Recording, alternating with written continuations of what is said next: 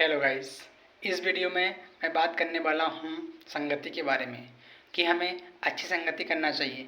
जैसी संगति हम करेंगे उसका प्रभाव हमारे जीवन पर पड़ेगा ही पड़ेगा।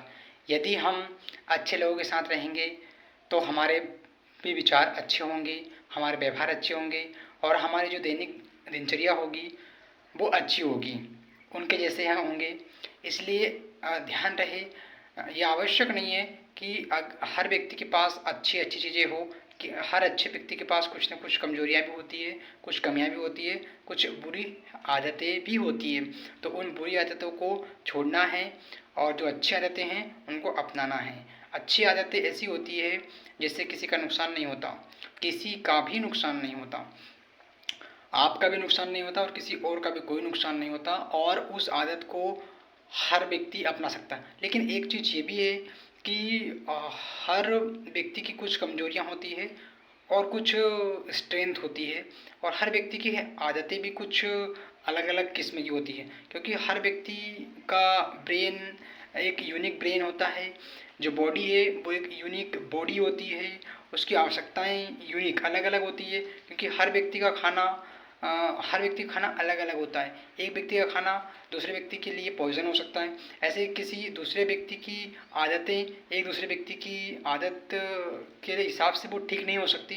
तो आवश्यक नहीं है कि हर व्यक्ति जैसा करे वैसा हम भी करें। हमारे स्वास्थ्य को ध्यान में रख के कि कौन सी चीज़ें हमें स्वस्थ रखती है, कौन सी चीज़ें हमको स्ट्रेस से फ्री रखती है, और ऐसे ही ध्यान रखा जाना चाहिए।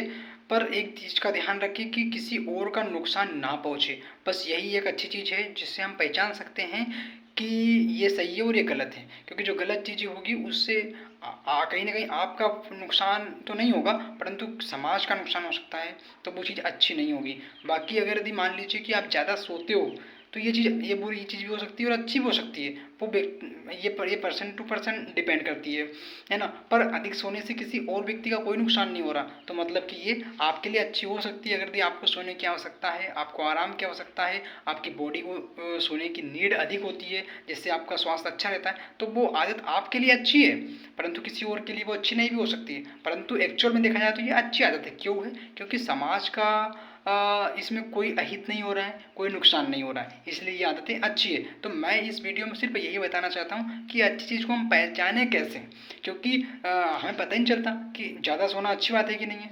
तो अच्छी बात है पर हर व्यक्ति के लिए नहीं, उस व्यक्ति के लिए जिसकी बॉडी को इसकी आवश्यकता है, नीड है, उसके लिए अधिक सोना अच्छी बात है, परंतु हर किसी के लिए आवश्यक नहीं है। परंतु ये चीज़ अच्छी है। क्यों अच्छी है?